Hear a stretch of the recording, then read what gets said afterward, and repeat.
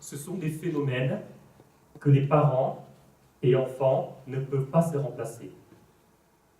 C'est-à-dire que si un enfant est malade, la maman voudrait remplacer pour être malade à la place de l'enfant, et ceci est impossible. Et si la maman est malade et que l'enfant voudrait tomber malade à la place de la maman, c'est impossible aussi. De même pour la mort. Quand on voit par exemple un enfant qui va mourir, on se dit on préfère mourir à la place d'un enfant. Mais c'est impossible. D'accord? Et un enfant qui voudrait mourir à la place de sa maman, c'est pareil. Impossible. De même pour le vieillissement. Si un enfant voit vieillir sa maman et que sa maman devient faible, elle ne peut plus rien faire, elle est au fond de son lit, etc. Et l'enfant veut remplacer la maman dans le vieillissement. Ceci est impossible. Puisque c'est impossible, ça nous amène à réfléchir pour nous dire que l'enfant est malade maintenant. Si je n'accepte pas, est-ce qu'il va guérir? Non plus. Si j'accepte, il va être comme ça aussi. Mais la différence est quoi? C'est que quand j'accepte, je vais être là pour l'aider à chaque instant. Dans les conseils, pour apaiser son mental, l'aide physique, etc. Tout ce que je dois faire, je vais l'aider. Je vais le faire. Alors que si je n'acceptais pas, là, au lieu d'avoir une personne malade, vous en aurez 2, puis 3, puis 4, ainsi de suite. La non-acceptation devient alors une forme de contamination. Donc, si on accepte la mort ou la maladie dans ces cas-là, parce que la maladie et la mort n'a jamais dit qu'elle n'atteignait que des personnes âgées. C'est là dans la société dans laquelle nous vivons, qui nous amène à penser ça, que la maladie grave ou la mort devrait atteindre que les personnes âgées. Mais pas les jeunes ne doivent pas mourir. Ça, c'est l'idéalisme de l'être humain. D'accord? Mais dans la réalité, la mort ou la maladie, elle vous dit quoi? Elle vous dit que je peux frapper n'importe qui à n'importe quel moment. Peu importe l'âge, la classe sociale, le sexe et la richesse matérielle, éventuellement. Donc les parents devraient travailler dans ce sens pour accepter la maladie et d'aider l'enfant à mieux vivre. Si il peut guérir, donc l'amener dans la guérison, et dans le cas échéant, si ce est de la mort, alors on apprend à l'enfant à mourir plus tranquillement parce qu'on a accepté la mort dès le départ. Et c'est dans l'acceptation que vous allez avoir une entreprise, je dirais, plus efficace que si vous ne l'acceptez pas. Parce que quand vous ne l'acceptez pas, vous êtes au fond du trou, vous êtes mal, il est mal, et rien ne change. Donc il vaut mieux que les parents acceptent et constituer un environnement favorable pour que l'enfant puisse mieux vivre. Mais c'est une démarche très difficile, et pour beaucoup. D'accord? C'est une démarche très difficile et pour beaucoup. Et c'est pour ça qu'il est intéressant de travailler tout ceci avant que les événements n'arrivent dans votre vie. C'est comme si vous êtes à la tête d'une nation, d'accord? Et que vous n'entraînez pas vos soldats. En cas de guerre, vous serez perdu. Parce que vous n'avez pas suffisamment de personnes pouvant défendre la nation. Alors que si vous entraînez, souvent, lorsque une invasion a lieu, on peut avoir un remède pour contrer tout cela. D'accord? Donc le travail, il doit être fait le plus tôt possible dans la vie. Et je dirais un entraînement quotidien. C'est pour ça que j'insiste la dernière fois, pour vous dire qu'il faut vous entraîner quotidiennement. Il ne faut pas attendre que le moment arrive afin de le faire. Parce que là, c'est trop tard. On s'effondre et le temps de nous relever, c'est très difficile. On a laissé passer déjà tant de temps. Et comment on peut s'entraîner quotidiennement? Alors il faut entreprendre une réflexion profonde sur vous-même. D'accord? Et comprendre, comme dans des conférences précédentes, on a parlé de quoi nous sommes faits. D'accord? Comment nous pouvons neutraliser les émotions qui nous envahissent tous les jours. Et comment faire pour accepter qu'un enfant puisse vivre des problèmes, puisse tomber malade, puisse mourir et vieillir. Ça, tant que vous n'accepterez pas ça, il sera très difficile d'avancer. Voilà. C'est pour ça que aujourd'hui, on vient de parler de ça. Plus vous accepterez, mieux ce sera. Mais comme je vous dis, l'acceptation n'est pas subir, parce qu'on est au-delà de l'événement. D'accord? On contrôle et on domine l'événement en question. Voilà. Et tant que vous ne faites pas ce travail d'acceptation, vous serez toujours là, vous serez passif et vous serez sous l'emprise. Vous serez écrasé par le poids des émotions. Et ça marche. D'accord? Donc c'est le travail d'acceptation, il faut le faire.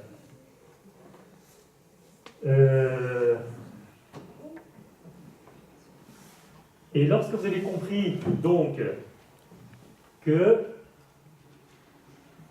l'alternance se succède, l'alternance de contraires se succède. C'est encore une histoire qui me vient à l'esprit. Alors, je pense que certains d'entre vous la connaissent. C'est l'histoire d'un fermier, d'accord, qui un jour part dans la forêt. Et il voit un très beau cheval sauvage. De ce fait, il décide de l'attraper. Et il a élaboré des stratégies à mettre en place pour l'attraper. Ça y est, le cheval vient avec lui à la maison. Lorsqu'il ramène ce cheval chez lui, qui se situe tout au fond du village, il a dû traverser tout ce village. Et donc les voisins l'ont vu avec ce cheval et le félicitaient. Quelle chance que tu as d'avoir attrapé ce si beau cheval. Que répond-il? Que répond-il? Pas de la chance, j'ai réfléchi comment faire. Il dit, je ne sais pas si c'est de la chance.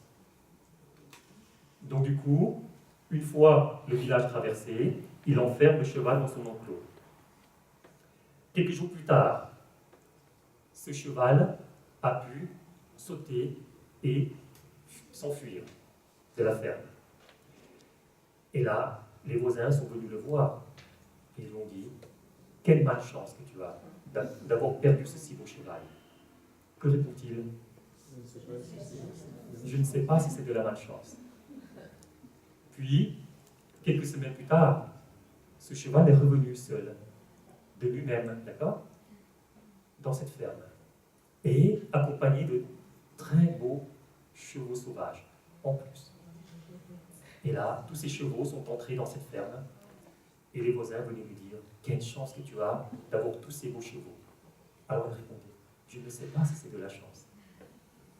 Et un jour, un de ses enfants décide de monter à cheval, donc un fils, pour apprivoiser ce cheval, et donc, malheureusement, il est tombé, s'est fracturé une jambe. Et les gens venaient le rendre visite et disaient à son père, quelle malchance pour ton fils de s'être cassé la jambe. Et que répond-il? Je ne sais pas si c'est de la malchance. D'accord? Puis, alors que son fils n'a pas encore récupéré de cette fracture, la guerre a éclaté dans le pays. Et là, les militaires sont entrés dans ce village pour venir chercher les jeunes hommes. Et son fils en a été exempté. Et là, les gens dont les enfants sont partis en guerre sont venus lui dire « Quelle chance que tu as d'avoir gardé ton fils près de toi. Parce que les nôtres, nous ne savons pas s'ils vont rentrer après la guerre. » Qu'est-ce qu'elle nous apprend cette histoire? Qu'est-ce qu'elle nous apprend? Que chaque fois, il a accepté la situation. Oui, ben oui, à chaque fois qu'il a accepté une situation, mais il ne sait pas si ce qu'il vit est bien ou mal. Parce qu'il sait que la vie est ça. Une succession d'alternances de contraires. Vous saisissez? Donc, ce qui veut dire que ce qui n'était pas bien hier peut devenir meilleur aujourd'hui. Et ce qui était bien hier peut ne plus l'être aujourd'hui. Et ce qui est bien aujourd'hui peut ne plus l'être demain, d'accord? Et ce qui n'était pas bien aujourd'hui peut encore s'améliorer pour demain. Cela étant, il faut apprendre alors à vivre chaque instant comme il se doit. Et arrêter de vous plaindre, d'accord? Tout le temps. Pourquoi j'ai ça? Pourquoi j'ai ça? Pourquoi j'ai ça? Parce que quand je dis pourquoi j'ai ça, je ne vois pas ce que j'ai en fait comme trésor. Parce que je ne vois que ce qui ne va pas. Comme je ne vois que ce qui ne va pas, mais je ne vois pas ce que j'ai vraiment comme bien. Voilà. Donc maintenant, arrêtez de baisser la tête et ouvrez grand les yeux pour observer ce que la vie vous donne. D'accord? Il y a des choses merveilleuses qui s'enchaînent dans la vie. C'est parce qu'il y a une période, une phase descendante. Lorsque ça arrive au fond, mais ça remonte naturellement. Et la vie n'est que ça. Et si vous acceptez, parce que vous avez compris que le changement est partout, eh bien ça y est. Alors il y a une citation qui dit « Prenez le changement par la main avant qu'il ne vous prenne par la gorge. » D'accord? Si vous voulez noter, prenez le changement par la main avant qu'il ne vous prenne par la gorge.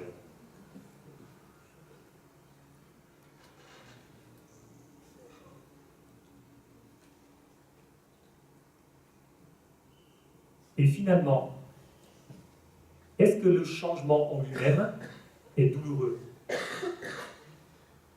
Est-ce que le changement en lui-même est douloureux? Qu'est-ce qui est douloureux?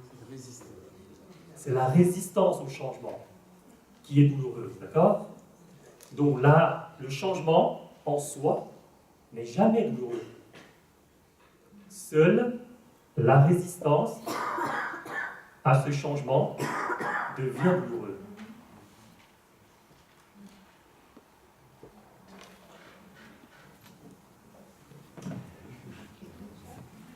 Et lorsque nous avons accepté,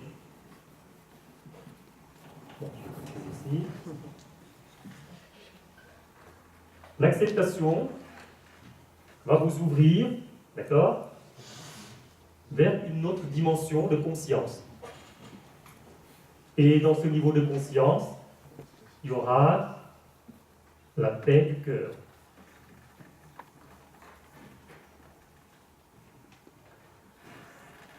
La paix du cœur, avec l'acceptation, vont peu à peu briser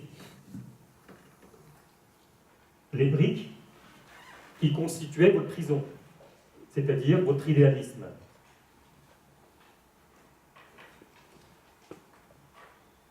Ces briques tombant, rangées par rangées,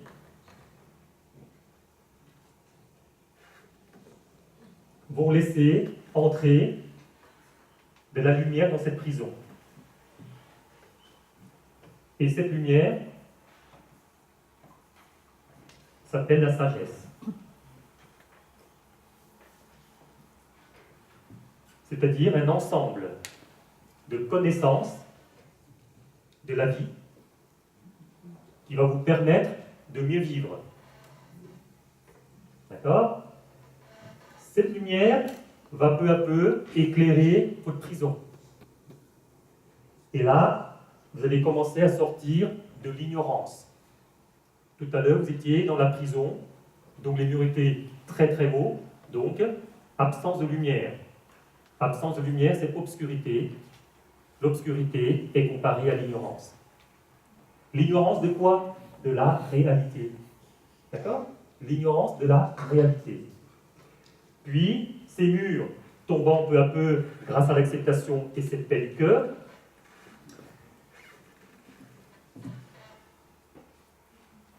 cela va faire en sorte que cette prison n'existera plus, parce que, rangée par rangée, ces briques vont tomber.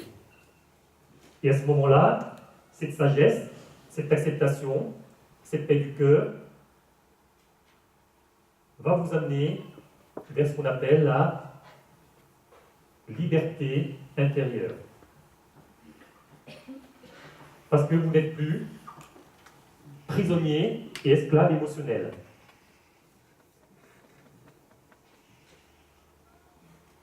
Et de ce fait, vous n'êtes plus à la merci des événements qui se produisent dans votre vie.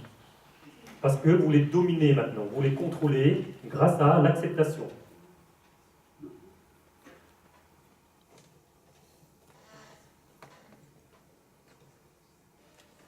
Et que va-t-il se passer ici? Que va-t-il se passer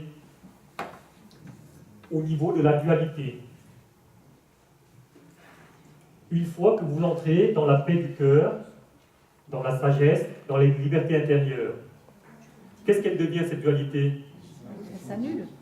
Elle disparaît pour devenir quoi?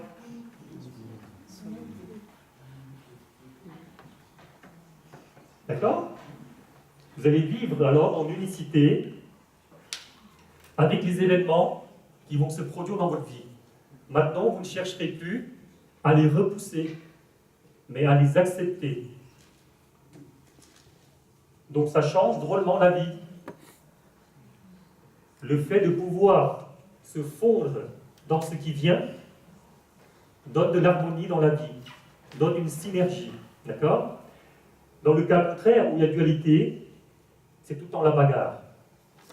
Et c'est pas marrant. Voilà. Donc, puisque dualité, c'est soi et le refus, c'est-à-dire ce qu'on ne veut pas, maintenant, il n'y a plus ça. Donc, on est en unicité et dans la paix du cœur. Et c'est pour ça que, je ne sais pas si vous vous rappelez de la citation de la dernière conférence. Comment ?